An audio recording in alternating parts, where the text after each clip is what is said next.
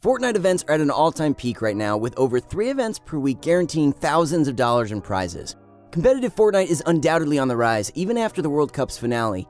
Epic Games have promised weeks of ongoing Fortnite competitive events, which will test players and their teamwork in many different game types. In this video today, we're going to be looking at 3 specific players. These players are Mongraal, Benjyfishy, and Metro. Not only are these 3 some of the best overall Fortnite players in the world, but they also happen to be incredibly good at playing together and dominating other teams. Metro being the world record holder for most kills in a solo squad game, and Mongraal for being one of the most mechanically efficient players is nothing to undermine. Benjyfishy also being a great competitive player with many placements as well as qualifying in the World Cup makes this trio deadly. But what truly makes them a great trio rather than just 3 of the best players in the world fighting alongside of each other? Well, as the old saying goes, teamwork makes the dream work, and teamwork is undoubtedly something that these 3 players have. Being some of the best players in the world can oftentimes make it easy for them to stray apart due to their confidence in themselves, but this trio is absolutely dominant when it comes to playing together, and we're going to be taking a look at that in just a few seconds here. But before we get started, Pro Guides has a small announcement to make. We are adding a ton of new features to our site, exclusive guide and analysis videos for our Pro members. Also, Pro Pass now grants access to all games.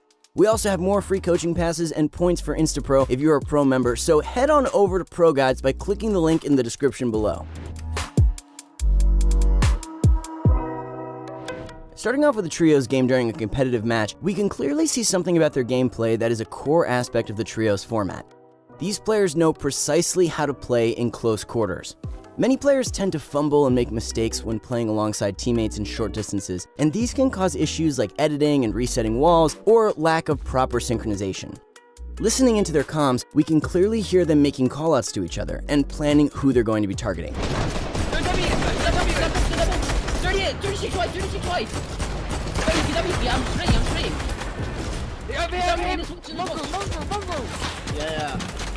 I got it, chill, I got it. No, I didn't, it's gone. Sorry. I'm gonna edit. I'm spamming them on site. That's. We see Benjyfishy and Mongraal lasering a single opponent until the enemy flees. Now, what they do next is very interesting. Pay attention to how Benjyfishy stays back while Mongraal pushes up.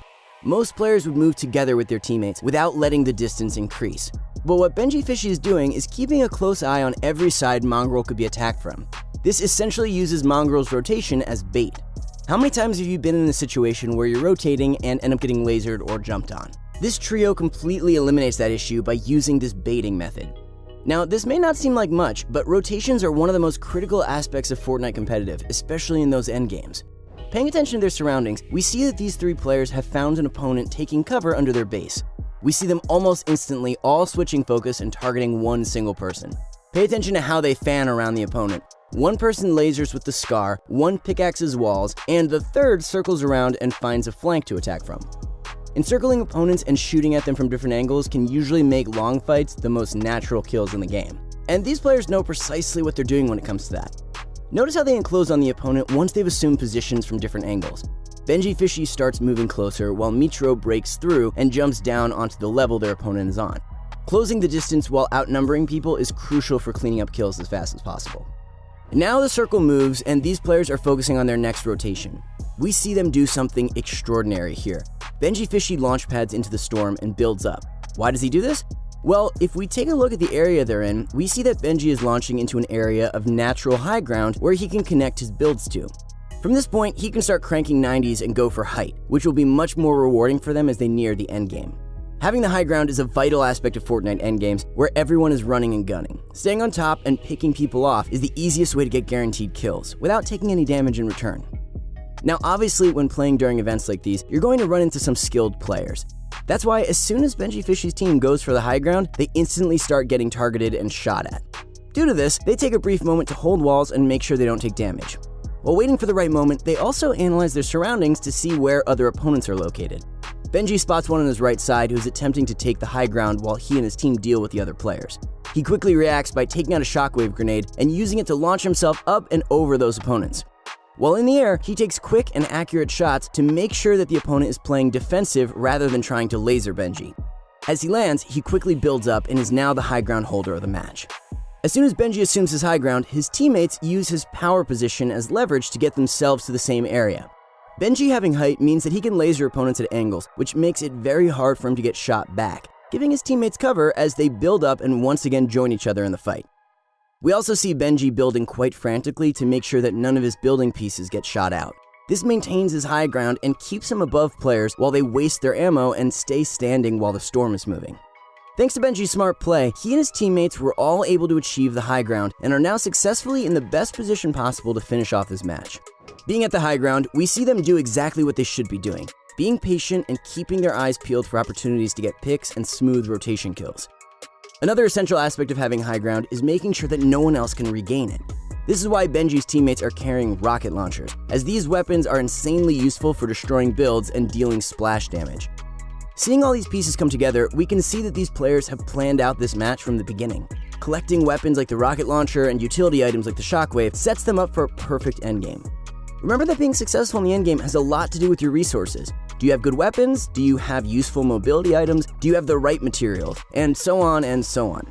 These players have done a great job of making sure they have everything that they will need before challenging and taking height.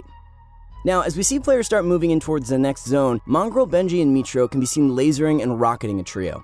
We see them doing this quite aggressively and with purpose. So what is this purpose?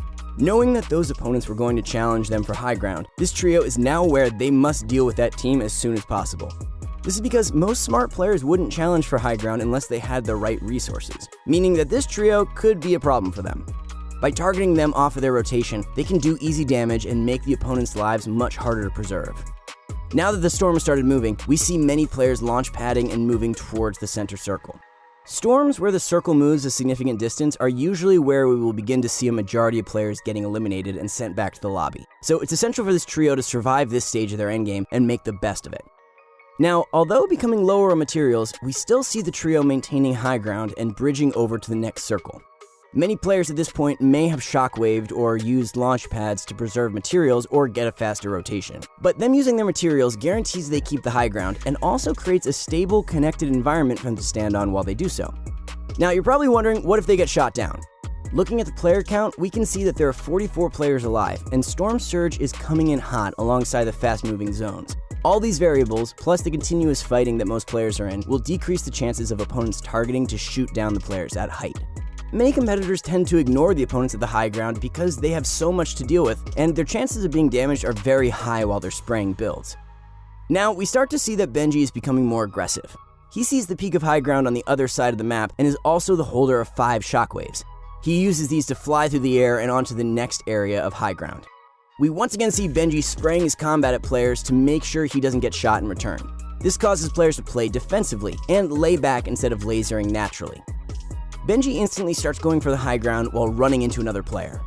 Now, remember that this trio has excellent teamwork, and within no time, we see Mongraal and Mitro flying in as well to join Benji on his new position. Now that their trio has gained a good amount of materials, we see them building across to the next circle instead of using their shockwaves. While doing so, they also encounter some opponents which they all target together.